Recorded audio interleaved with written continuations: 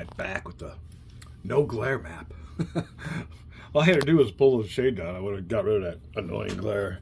Didn't notice that till really how annoying it was till I watched the review of the video. But we're ready to commence on.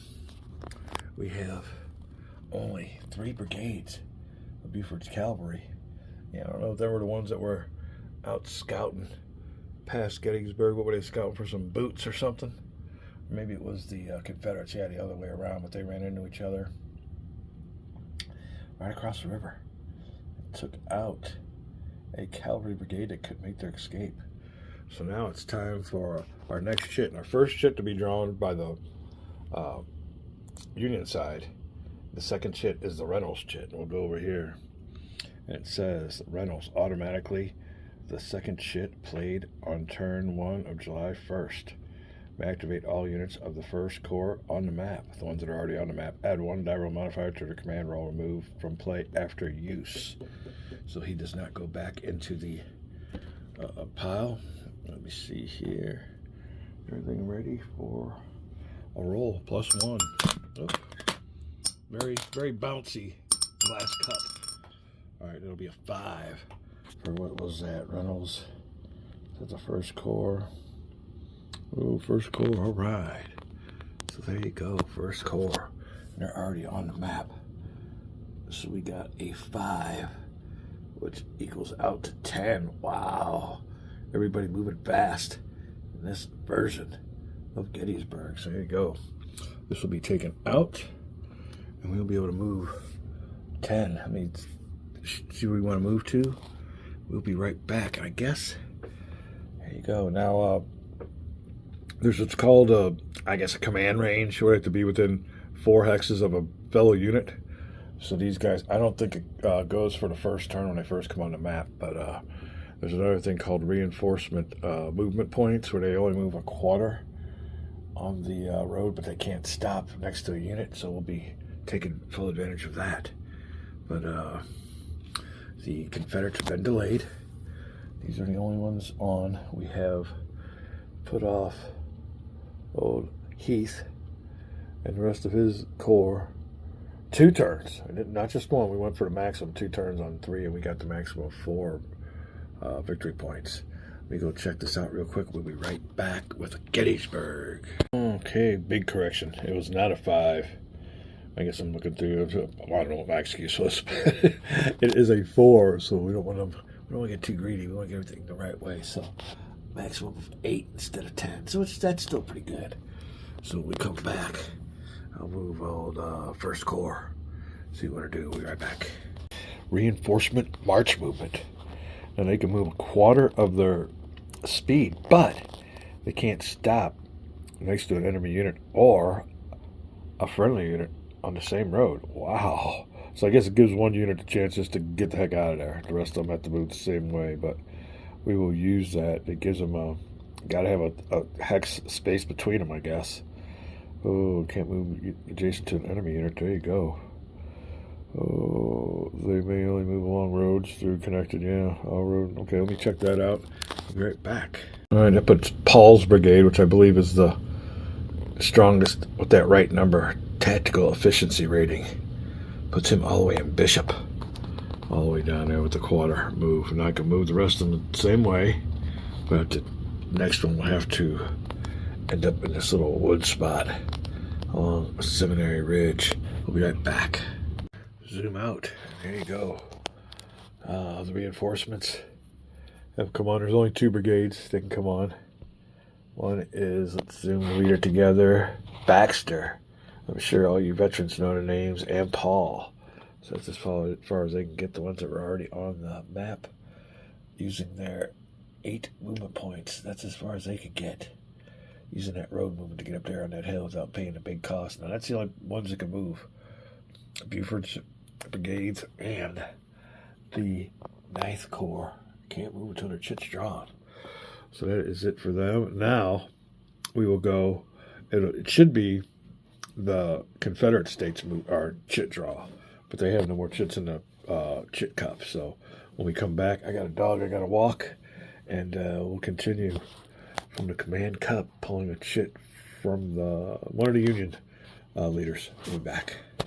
All right, we had our next draw, and it was the 11th Corps.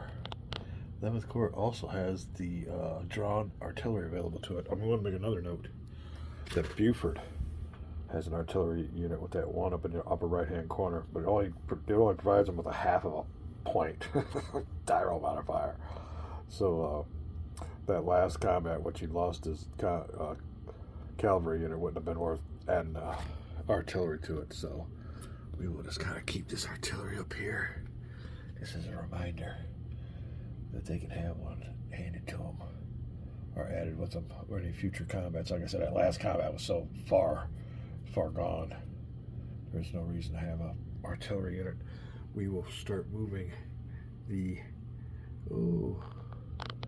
9th Corps. Did I call it the 11th Corps? 9th Corps. Oh, look at that. It's backwards on there. Oh, it is the 11th on the counter. Oh, that is strange. Anyway, we'll be right back. There might be something going on with that one there too. Howard. That comes into effect on turn 2 and 3. We'll have a special command marker. Be back. Alright, wanted to make note, it's only allowed one combat per turn. And then places combat action marker on a turn record track as a reminder. But he's got markers here to tell you that your combat round is taken. So we went ahead and put the Confederate marker on there. No more combat this turn. We will roll now for, I guess, 9th Corps. Command roll. Not too good. 4 movement points. We'll move them on out of their starting spot. We'll be right back. All right, 9th Corps is moved for quarter movement using reinforcement march. And that's as far as they can go. And they're mandatory leaving a space. You can't end your movement next or adjacent to another unit. Alright, so we will pull the last command marker. And I guess it's going to have to be the 1st or 9th Corps. We'll see what happens here. This is strange, but we can get it out. It is, there you go, 1st Corps. Yeah, they get to move again. So move the 1st Corps. U.S. units, federal units can initiate combat. They haven't initiated combat yet, so we'll see what goes on. What do we do with the 1st Corps? Put this over here. Roll the die for the 1st Corps. Ooh.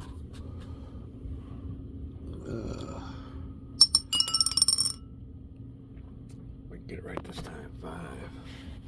It'll equal out 10 movement points for 1st Corps. Wow. We're back. All right, with 10 movement points, 1st Corps can pretty well do what they want. We won't use no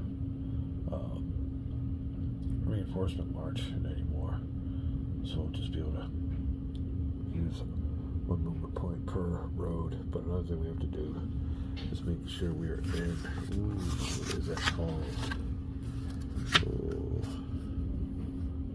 Formation command range. We'll be right back. All right, with 8 movement points, we'll Irons Brigade move as follows. There you go. And the next movement will be Old Cutler.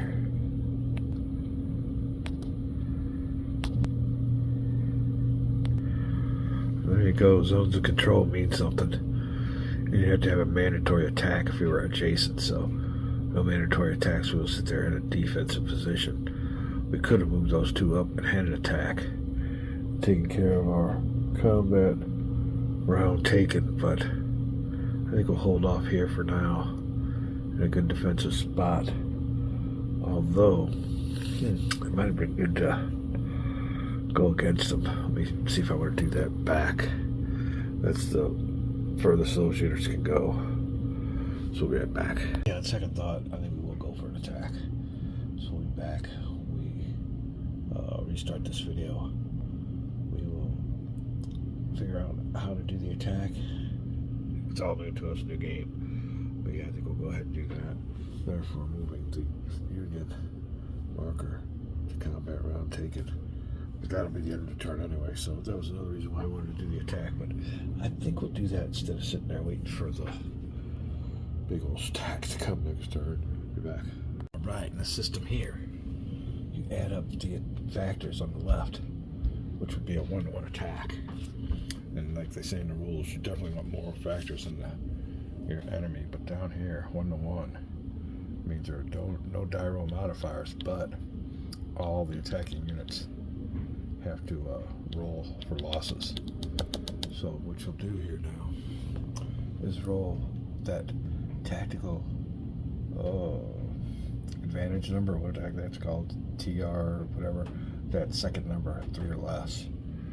The Davis Brigade. We got a pretty good rating there, 5. So let me see what we do on that. We'll be right back. Winner goes first. We'll go with that Davis Brigade. And he is needing a 5 or less for no effect. He suffered a step loss. We'll be right back. Alright, 1 step loss and a victory point for the Union side. There you go. Every step loss, a victory point. Next, I can zoom in there, and it's like that tactical. Ooh, let me find out real quick what that number is. Oh, what that means. Oh, come on. Tactical efficiency rating. Alright, 3 or less. 4. Don't get it. Be right back. Alright, another step loss for the Confederates. Wow. Alright, let me make sure there ain't no terrain effects. I don't think there is because it's clear terrain. But another victory point for the Union. Be right back. Alright, no die roll modifier for a road or clear terrain, but there's a retreat difference or distance. That is the difference between its tactical efficiency rating and a die roll. So if you had a tactical efficiency rating of 3 and you rolled a 4, the difference would be 1. And that happened between both combats. So they both retreated 1 hex. I believe there is an advance after combat also. So we'll be right back. Right now the Union forces with 1-to-1 odds, all of them have to roll for casualties. First one, 5 or less. Ooh, 5 or less, he gets it. Next one, 3 or less, tactical efficiency rating. Yeah, 3 or less. Ooh, 5, so he suffers a step loss. There you go. And that 5 is 2 difference from a 3, so he used to go back 2 hexes. 1, 2, move along the road and flip him over to his 1 step loss side, giving the victory point to the Confederate player for a step loss. That is how you do that. And I believe we're done with turn number 1. There you go. No more chits to be drawn. Ooh, everyone is on their track. I believe they'll all go in the cup next turn. But let me see here. Sequence of play. First command, second command, retreat phase, night turns only. There are none. Simultaneous surrender. Ooh, we got replacements. We check out the simultaneous surrender and CSA, USA replacements. Alright, and the retreat phase, pretty much in a nutshell. If you end your turn adjacent to an enemy unit that's higher elevation than you, you got to retreat 4 hexes or 3 or 4 hexes. No, it says retreat 4. Wow. Doesn't apply. Game turned. Both players check for automatic victory. Nothing. If either has achieved automatic defeat, play ends. None of victory is achieved. It is not the last turn of the game, which is not. Remove all CMs from their command tracks. Advance the game turn marker and begin a new game turn with mutual reinforcement phase. There you go. Alright, so I guess we'll remove them and put them back in there. because they all get a chance to move again. So I think we're going to call that a video. And that is it. There you go. We got some payback. The score is 6-2 Confederates. After the late morning of July 1st, we'll be going to July 1st, early afternoon. Be back.